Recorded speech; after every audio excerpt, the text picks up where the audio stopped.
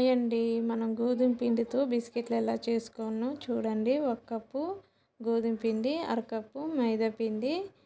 నేను బెల్లంతో చేసుకుంటున్నానండి. బెల్లాన్ని కాగబెట్టుకోవాలి. కొన్ని వాటర్ వేసుకొని కాగబెట్టుకోవాలి. బెల్లం కరిగిన కొంచెం రాగి పిండి కూడా వేసుకుంటున్నాను పిల్లలకు మంచిదని. కొంచెం సాల్ట్ వేసుకోవాలి. ఇలా 3 వేసుకున్న తర్వాత మంచిగా కలుపుకోవాలి. కొంచెం యాలకుల పొడి కూడా వేసుకోవాలి. కొంచెం నెయ్యి వేసుకోవాలి. నెయ్యి వేసుకుంటే బాగా వస్తాయి బిస్కెట్లు, మంచిగా ఉంటాయి. 1 కప్పు గోధుమ పిండి, అరకప్పు మైదా పిండి, కొంచెం రాగి పిండి అండి. బెల్లం కరిగిన తర్వాత ఆ సిరప్ను ఇలా పూసుకుంటున్నాను. ఆ బెల్లం సిరప్ తోటే పిండి అంతా కలుపుకోవాలి. మనం తీపిని బట్టి మనం వేసుకోవాలి బెల్లం. నేనైతే కొద్దిగా తక్కువనే వేసుకున్నాను, పిల్లలకు దగ్గులేస్తుందని.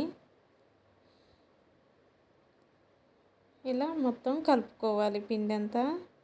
ఒక 20 నిమిషాలు పక్కన పెట్టుకోవాలి. 20 నిమిషాల తర్వాత ఇలా ఉంది మన పిండి. మళ్ళీ ఒకసారి కలుపుకోవాలి ఆ పిండి అంతా. కలుపుకొని చిన్న చిన్న ఉండల్లాగా చేసుకోవాలి.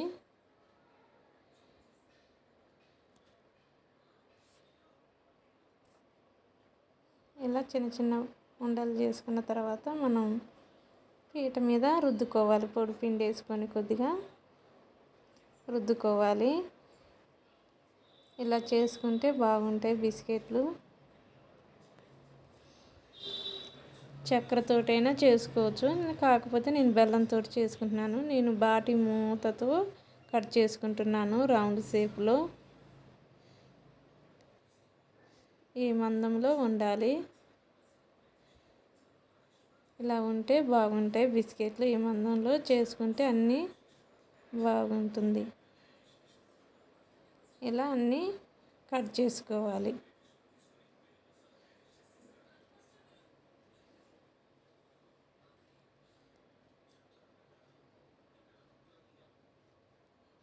ఇలా బాగుంటాయి బిస్కెట్లు. మీరు కూడా చేసుకోండి. ఎలా వచ్చాయో కామెంట్లో చెప్పండి. మీరైతే ఎలా చేసుకుంటారో నాకు కామెంట్లో చెప్పండి. ఇలా అన్నీ రుద్దుకున్న తర్వాత పక్కన పెట్టుకొని కళాయిలో నూనె పోసుకొని వేడయ్యాక సిమ్లో పెట్టుకొని గ్యాస్ వేసుకోవాలి. గ్యాస్ని మీడియంలో పెట్టుకొని మనం బిస్కెట్లను వేయించుకోవాలండి. అటు ఇటు కలుపుకుంటూ వేయించుకోవాలి. మంట మీడియం పెట్టడం వల్ల బిస్కెట్లు లోన వారికి ఉడుకుతాయండి మంచిగా. ఇలా కలర్ వచ్చే వరకు మనం వేయించుకోవాలి బిస్కెట్లని.